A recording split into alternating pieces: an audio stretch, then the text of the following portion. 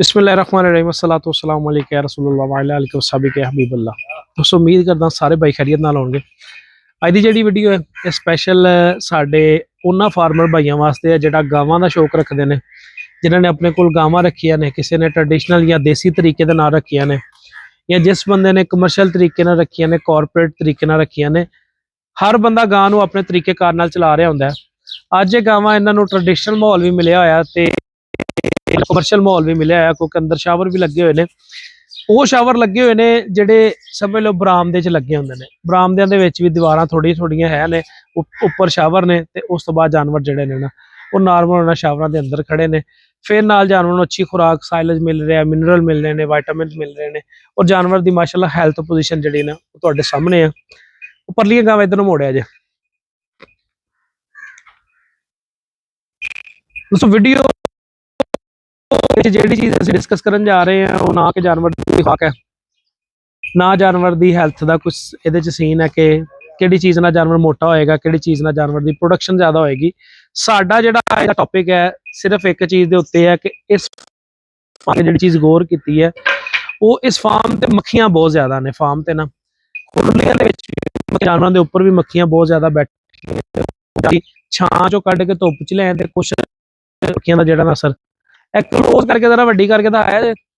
ਇਹ ਦੇਖੋ ਤੁਸੀਂ ਇਹਨਾਂ ਦੇ ਮੂੰਹ ਦੇ ਉੱਤੇ ਕਿੰਨੀਆਂ ਮੱਖੀਆਂ ਨੇ। ਮੱਖੀਆਂ ਤੋਂ ਫਾਰਮ ਦੇ ਉੱਤੇ ਜਾਨਵਰਾਂ ਦੇ ਵਿੱਚ ਕਿਹੜੀਆਂ ਬਿਮਾਰੀਆਂ ਆ ਸਕਦੀਆਂ ਨੇ ਮੇਰੇ ਨਾਲੋਂ ਜ਼ਿਆਦਾ ਬਖੂਬੀ ਫਾਰਮਰ ਜਾਣਦੇ ਨੇ, ਕਿਉਂਕਿ ਫਾਰਮਰ ਨੂੰ ਅੰਦਾਜ਼ਾ ਹੈ ਕਿ ਇਹਨੇ ਜਿਹੜੀ ਜਗ੍ਹਾ ਤੇ ਬੈਠਣਾ ਹੈ ਉਸ ਜਗ੍ਹਾ ਤੋਂ ਖੂਨ ਪੀਣਾ ਹੈ। ਅਗਰ ਹੋਰ ਇਹਦੇ ਜਿਸਮ ਦੇ ਵਿੱਚ ਜਿਹੜੀ ਵੀ ਬਿਮਾਰੀ ਖੂਨ ਦੇ ਜ਼ਰੀਏ ਦੂਸਰੇ ਜਾਨਵਰ 'ਚ ਟ੍ਰਾਂਸਫਰ ਹੋ ਜਾਂਦਾ ਹੈ। ਹੁਣ ਬਿਮਾਰੀ ਅਕਸਰ ਮੈਂ ਆਪਣੀ ਵੀਡੀਓ ਦੇ ਵਿੱਚ ਸ਼ੇਅਰ ਕਰਦਾ ਕਿ ਜਾਨਵਰਾਂ ਦੇ ਵਿੱਚ ਜਿਹਨੂੰ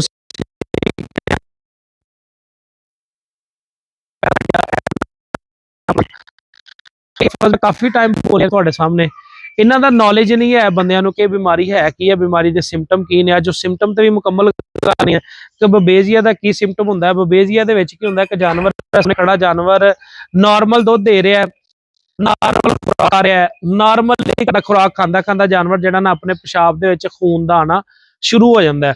ਔਰ ਫਾਰਮਰ ਨੂੰ ਜਦੋਂ ਜਾ ਕੇ ਫਾਰਮਰ ਨੂੰ ਗਾਈਡ ਕਰਦਾ ਜੀ ਰਾਤ ਮੂਤਰੇ ਦੀਆਂ ਬੇਸਿਕਲੀ ਦੋ ਕਿਸਮਾਂ ਹੁੰਦੀਆਂ ਨੇ। ਇੱਕ ਦੋ ਹੋਰ ਵਜ੍ਹਾ ਹੈ ਜਿਨ੍ਹਾਂ ਦੀ ਵਜ੍ਹਾ ਤੋਂ ਰਾਤ ਮੂਤਰਾ ਜਾਨਵਰ ਦੇ ਵਿੱਚ ਲੱਗ ਜਾਂਦਾ ਹੈ।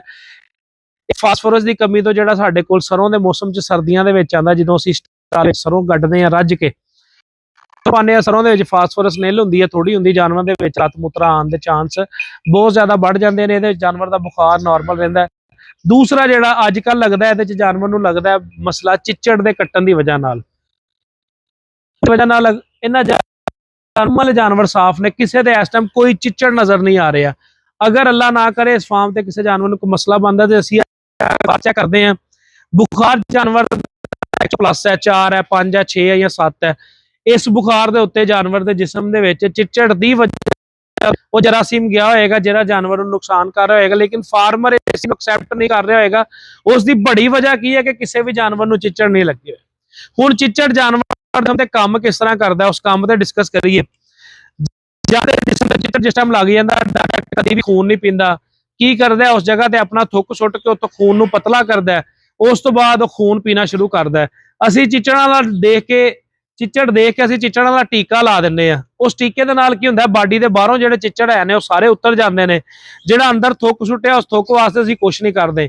ਜਾਨਵਰ ਦੀ ਜਦੋਂ ਗਰਮੀਆਂ ਦੇ ਵਿੱਚ ਆ ਕੇ ਇਮਿਊਨਿਟੀ ਡਾਊਨ ਹੁੰਦੀ ਹੈ, ਖੁਰਾਕ ਜਾਨਵਰ ਦੀ ਘਟਦੀ ਹੈ, ਜਾਨਵਰ ਖੁਰਾਕ ਨਹੀਂ ਖਾਂਦਾ, ਗਰਮੀ ਦੀ ਵਜ੍ਹਾ ਤੋਂ ਸਟ੍ਰੈਸ 'ਚ ਚਲਾ ਜਾਂਦਾ ਹੈ। ਉਸ ਵਜ੍ਹਾ ਤੋਂ ਜਾਨਵਰ ਦਾ ਜਦੋਂ ਜਾਨਵਰ ਤੇ ਲੋਡ ਪੈਂਦਾ, ਜਾਨਵਰ ਦੀ ਇਮਿਊਨਿਟੀ ਡਾਊਨ ਹੁੰਦੀ ਹੈ, ਤੇ ਫਿਰ ਜਾਨਵਰ ਜਿਹੜਾ ਨਾ ਉਹ ਮੁਖਤਲਿਫ ਡਿਜ਼ੀਜ਼ 'ਚ ਜਾਣਾ ਸ਼ੁਰੂ ਹੋ ਜਾਂਦਾ, ਜਿਹਦੇ 'ਚ ਵੱਡੀ ਡਿਜ਼ੀਜ਼ ਬਬੇਜ਼ੀ ਹੈ, ਜਿਹਦੇ 'ਚ ਪਿਸ਼ਾਬ ਦਾ ਆਣਾ। ਉਸ ਵਜ੍ਹਾ ਤੋਂ ਇਹਨਾਂ ਗਾਵਾਂ ਦੇ ਵਿੱਚ ਹੁਣ ਚਿੱਚੜ ਦੀ ਵਜ੍ਹਾ ਤੋਂ ਇਹਨਾਂ ਦੇ ਜਿਸਮ ਦੇ ਉੱਤੋਂ ਅਸੀਂ ਬਾਹਰੋਂ ਦੇ ਚਿੱਚੜ ਖਤਮ ਕਰ ਲੈਂਦੇ ਆ, ਲੇਕਿਨ ਜਿਹੜਾ ਇਹਨਾਂ ਦੀ ਬਾਡੀ ਦੇ ਅੰਦਰ ਜਿਹੜਾ ਜ਼ਹਿਰ ਉਹਨੇ ਥੁੱਕ ਸੁੱਟਿਆ ਹੋਇਆ ਉਹ ਜਾਨਵਰ ਦੇ ਉੱਤੇ ਚਿੱਚੜ ਨਾ ਵੀ ਲੱਗੇ ਹੋਣ, ਜਦੋਂ ਇਮਿਊਨਿਟੀ ਡਾਊਨ ਹੋਏਗੀ ਉਦੋਂ ਜਾਨਵਰ ਨੂੰ ਲਾਜ਼ਮੀ ਚਿੱਚੜਾਂ ਤੋਂ ਰਤ ਮੂਤਰਾ ਲੱਗ ਜਾਏਗਾ। ਇਹ ਪਹਿਲੀ ਬਿਮਾਰੀ ਹੈ ਜਿਹੜੀ ਚਿੱਚੜਾਂ ਤੋਂ ਲੱਗਦੀ ਹੈ। ਚਿੱਚੜ ਦੀ ਜ਼ਿੰਦਗੀ ਬਹੁਤ ਲੰਬੀ ਹੈ ਔਰ ਬਹੁਤ ਸਾਰੀਆਂ ਨਸਲਾਂ ਨੇ। ਬਹੁਤ ਛੋਟੇ ਦੇ ਸਾਈਜ਼ ਤੋਂ ਸ਼ੁਰੂ ਹੋ ਕੇ ਇਹਨਾਂ ਦਾ ਸਾਈਜ਼ ਤਕਰੀਬਨ ਜਿਹੜਾ ਹੈ ਉਹ ਇੱਕ ਪੋਟੇ ਦੇ ਬਰਾਬਰ ਸਾਈਜ਼ ਹੋ ਜਾਂਦਾ ਚਿੱਚੜਾਂ ਦਾ। ਅਕਸਰ ਤੁਸੀਂ ਦੇਖਿਆ ਵੀ ਹੋਏਗਾ ਜਦੋਂ ਉਹਨੂੰ ਮਾਰਦੇ ਦੇ ਵਿੱਚੋਂ ਕਈ ਮਤਲਬ ਮਿਕਦਾਰਾਂ 'ਚ ਖੂਨ ਨਿਕਲ ਆਉਂਦਾ ਹੈ। ਹੁਣ ਤੁਸੀਂ ਅੰਦਾਜ਼ਾ ਲਾ ਕੇ ਦੇਖੋ ਇੱਕ ਜਾਨਵਰ ਨੂੰ ਅਗਰ ਇੱਕ ਚਿੱਚੜ ਲੱਗ ਜਾਏ, ਇੱਕ ਚਿੱਚੜ 24 ਘੰਟੇ ਦੇ ਵਿੱਚ 1 ml ਖੂਨ ਪੀ ਲੈਂਦਾ ਹੈ। ਅਗਰ ਉਹਨੂੰ 100 ਚਿੱਚੜ ਲੱਗ ਗਿਆ ਤਾਂ 100 ml ਖੂਨ ਡੇਲੀ ਪੀ ਲਿਆ ਉਹਨੇ, ਸਮਝ ਲਓ। ਅਗਰ ਤੁਸੀਂ ਇਸ ਤਰੀਕੇ ਕਾਰ ਨਾਲ ਆਪਣੇ ਜ਼ਿਹਨ 'ਚ ਖਿਆਲ ਬਣਾ ਕੇ ਕਿ ਚਿੱਚੜ ਲੱਗਣ ਹੀ ਨਹੀਂ ਦੇਣਾ ਫਾਰਮ ਤੇ, ਚਿੱਚੜ ਵਾਲਾ ਟੀਕਾ ਮਸਟ ਹੈ, ਲਾਓ, ਹਰ ਮਹੀਨੇ ਲਾਓ। ਪ੍ਰੈਗਨੈਂਸੀ ਹੈ ਤੇ ਪ੍ਰੈਗਨੈਂਸੀ ਵਾਲਾ ਲਾ ਦਿਓ ਜਿਹਦੇ 'ਚ ਡਿਊਰਾਮੈਕਟਿਨ ਲੱਗ ਜਾਂਦਾ ਹੈ। ਅਗਰ ਜਾਨਵਰ ਪ੍ਰੈਗਨੈਂਟ ਨਹੀਂ ਹੈ ਤੇ ਉਹਨੂੰ ਆਈਵਰਮੈਕਟਿਨ ਲਾਜ਼ਮੀ ਲਾਓ।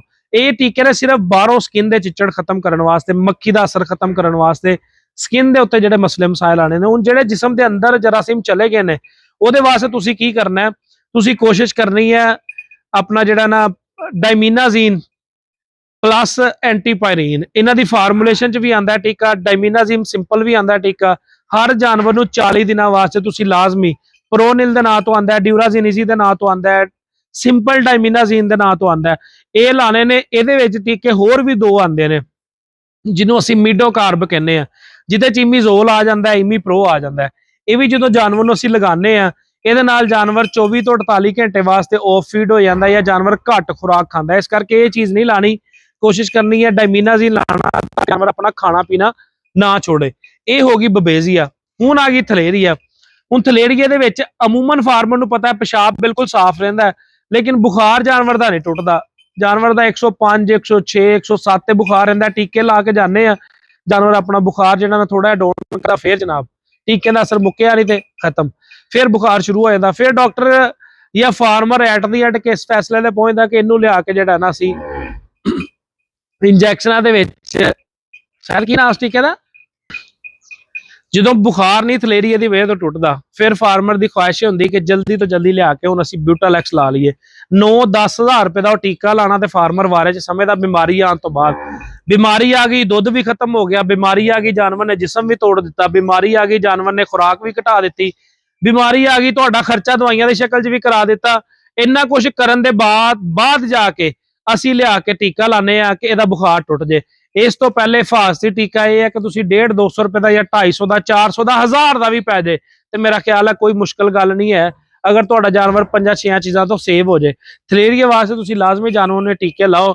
ਬਹੁਤ ਸਾਰੇ ਸਾਡੇ ਡਾਕਟਰ ਹਜ਼ਰਾਤ, ਬਹੁਤ ਸਾਡੇ ਫਾਰਮਰ ਹਜ਼ਰਾਤ ਇਹ ਕਹਿਣਗੇ ਕਿ ਇਹਦਾ ਕੋਈ ਫਾਇਦਾ ਨਹੀਂ ਹੈ, ਲੇਕਿਨ ਜਿਹੜਾ ਬੰਦਾ ਨੇ ਅੱਜ ਤੱਕ ਮੇਰੇ ਕਹਿਣ ਤੇ ਲਾਇਆ ਉਹਨੂੰ ਫਾਇਦਾ ਜ਼ਰੂਰ ਹੋਇਆ। ਜਿਹੜੇ ਮਿਸਗਾਈਡ ਕਰਨ ਵਾਲੇ ਨੇ ਉਹ ਤੇ ਹਰ ਜਗ੍ਹਾ ਤੇ ਕਰ ਦਿੰਦੇ ਨੇ।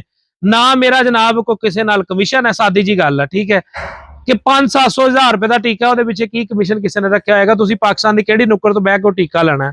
ਮਕਸਦ ਗੱਲ ਕਰਨ ਦਾ ਇਹ ਕਿ ਲਾਜ਼ਮੀ ਲਾਓ, ਨਹੀਂ ਲਾਣਾ ਤੇ ਤੁਸੀਂ ਬਿਊਟਾਲੈਕਸ ਵਾਸਤੇ 10,000 11,000 12,000 ਵਾਲੇ ਟੀਕੇ ਵਾਸਤੇ ਆਪਣੇ ਆਪ ਨੂੰ ਤਿਆਰ ਰੱਖੋ। ਦੂਸਰੀ ਬਿਮਾਰੀ, ਤੀਸਰੀ ਬਿਮਾਰੀ ਜਿਹੜੀ ਜਾਨਵਰ 'ਚ ਚਿੱਚੜਾਂ ਦੀ ਹੀ ਵਜ੍ਹਾ ਤੋਂ ਆਂਦੀ ਹੈ, ਉਹਨੂੰ ਅਸੀਂ ਕਹਿੰਦੇ ਐਨਾਪਲਾਜ਼ਮਾ। ਹੁਣ ਐਨਾਪਲਾਜ਼ਮਾ 'ਚ ਕੀ ਹੁੰਦਾ ਹੈ, ਇਹਦੇ 'ਚ ਵੀ ਅਮੂਮਨ ਜਾਨਵਰ ਨੂੰ ਬੁਖਾਰ ਜਿਹੜਾ ਨਾ ਸ਼ੂਟ ਕਰ ਜਾਂਦਾ ਹੈ। ਸ਼ੂਟ ਕਰਨ ਤੋਂ ਬਾਅਦ ਜਾਨਵਰ ਜਿਹੜਾ ਸਿਰ ਚੁੱਕ ਕੇ ਰੱਖਦਾ, ਪੱਠਿਆਂ ਨੂੰ ਖਿਚਾਓ ਲੱਗ ਜਾਂਦਾ, ਜਾਨਵਰ ਜਿਹੜਾ ਨਾ ਉਹ ਬਾਡੀ ਦੇ ਮੁxtਲਫ ਹਿੱਸਿਆਂ ਦੇ ਵਿੱਚ ਕੋਈ ਨਾ ਕੋਈ ਨਿਸ਼ਾਨੀਆਂ ਦੇਣੀਆਂ ਸ਼ੁਰੂ ਕਰ। ਇਸੇ ਤਰ੍ਹਾਂ ਟ੍ਰਿਪਨੋਸੋਮਾ ਹੈ, ਉਹ ਵੀ ਇਸੇ ਦੇ ਮੁਤਲਕ ਹੀ ਇੱਕ ਬਿਮਾਰੀ, ਇਹਦੇ 'ਚ ਪਿਸ਼ਾਬ ਸਾਫ਼ ਰਹਿੰਦਾ ਲੇਕਿਨ ਜਾਨਵਰ ਦੀ ਬਾਡੀ ਜਿਹੜੀ ਹੈ ਨਾ ਇਹਦਾ ਨੁਕਸਾਨ ਹੋਣਾ ਸ਼ੁਰੂ ਹੋ ਜਾਂਦਾ, ਜਾਨਵਰ ਸੁੱਕਣਾ ਸ਼ੁਰੂ ਹੋ ਜਾਂਦਾ, ਖਾਂਦਾ ਪੀਂਦਾ ਰਹਿੰਦਾ।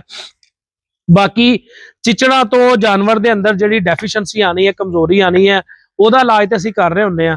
ਲੇਕਿਨ ਇੱਕ ਸਭ ਨਾਲ ਬੜਾ ਮਸਲਾ ਜਿਹੜਾ ਆਉਣ ਵਾਲੇ ਵਕਤ ਦੇ ਵਿੱਚ, ਉਹਨੂੰ ਅਸੀਂ ਕਹਿੰਦੇ ਹੀਟ ਸਟ੍ਰੈਸ, ਜਾਨਵਰਾਂ 'ਚ ਗਰਮੀ ਦਾ ਸਟ੍ਰੈਸ, ਜਿਸ ਵਜ੍ਹਾ ਤੋਂ ਜਾਨਵਰ ਨੇ ਗਰਮੀ ਵੀ ਬਹੁਤ ਜ਼ਿਆਦਾ ਕਰਨੀ ਹੈ, ਜਾਨਵਰ ਨੇ ਦੁੱਧ ਵੀ ਪੂਰਾ ਨਹੀਂ ਦੇਣਾ ਤੇ ਜਾਨਵਰ ਨੇ ਉਹਦੀ ਵਜ੍ਹਾ ਤੋਂ ਇਮਿਊਨਿਟੀ ਡਾਊਨ ਕਰਨ ਦੇ ਨਾਲ ਆਪਣੇ ਆਪ ਨੂੰ ਵੀ ਖਾ ਜਾਣਾ ਤੇ ਸਮਝ ਲਓ ਆਉਣ ਵਾਲੇ ਵਕਤ ਦੇ ਵਿੱਚ ਉਸ ਜਾਨਵਰ ਦਾ ਡੇਲੀ ਦਾ ਵੀ ਨੁਕਸਾਨ ਕਰਨਾ।